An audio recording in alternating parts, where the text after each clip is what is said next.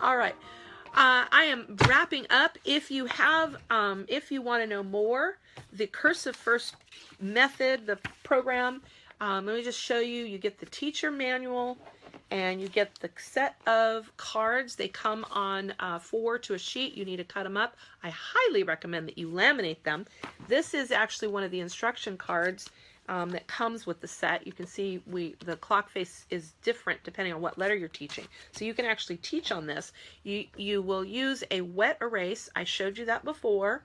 It's the Vis-a-Vis, which is if you go to your office supply store, they're getting harder to find because nobody uses overhead markers anymore, or overhead machines, but they're there. You can also order them online from Office Depot. I believe they still sell them. And you can actually write, once you've laminated your cards, you can actually write directly on the instruction card and have the child write when you're introducing. So that's the Cursive First. You get the teacher's manual, you get the cards, and you get a set of practice sheets. And I put this cover on the practice sheet that says, don't even touch these. Do not use the practice sheets until you have gone through the process of teaching in the large motor context. The practice sheets, here's an example. Here, let me pull this out. Here's the alphabet. You can laminate that and put it up if you want. We also sell laminated copies of the chart. But the practice sheets are half sheets, so you can cut them apart or fold it in half, and then they only have that much. Some kids, you give them a whole sheet and they just kind of like fall on the floor.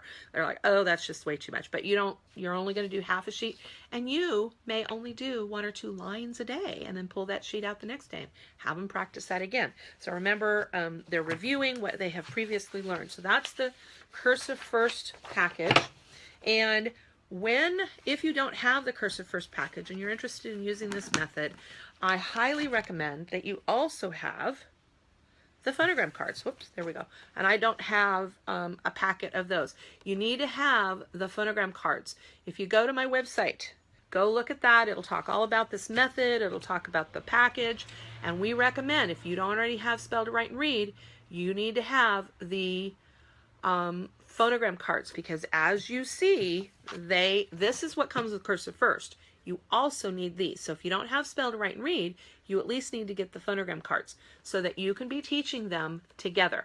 All the information that you need for teaching the phonogram is on the back of the card, and that information is not available elsewhere. Some of it is, some of it's in the Spell to Write and Read, but there's a bunch of information that's on the back of these cards that is not anywhere else. And so they are worth their weight in gold. I will tell you, when I first started this program, I didn't read my cards, and I made all kinds of mistakes because I didn't read those. And so you need the Cursive First, you need the Phonogram card set, and then you need the CD. We have an app now, and this is what the icon looks like for our app. If you download the app to your mobile device, you can get it from Google Play on an Android. For iTunes, it's available for both iPhone and iPad. This app is $4.99. If you don't have that, or you don't want to use the app, then get the CD. You must make sure that you're learning the phonograms correctly. Yvonne says, what about remedial student, high school, or adult? You can use this method.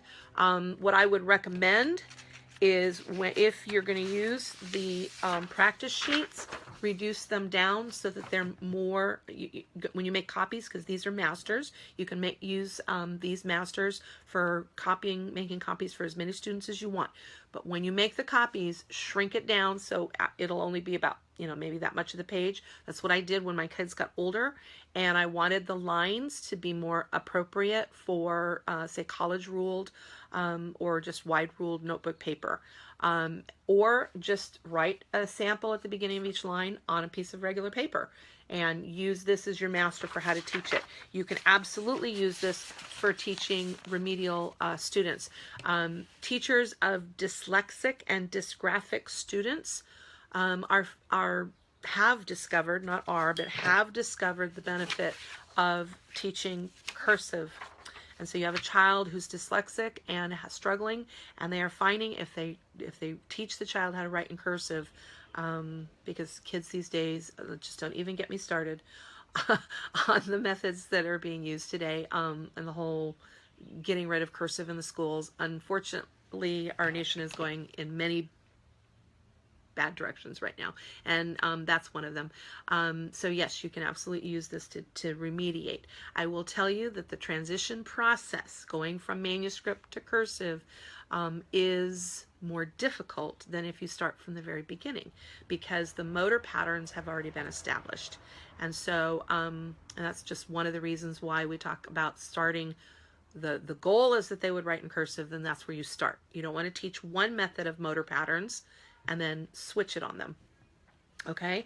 Any more information, just go to my website. There's tons of information there for you about teaching Cursive First, all the materials, the salt box, the quick response sleeves, the whiteboards, the Phonogram cards, the CD. I do not, of course, sell the app, but the link to the app is right there on my website.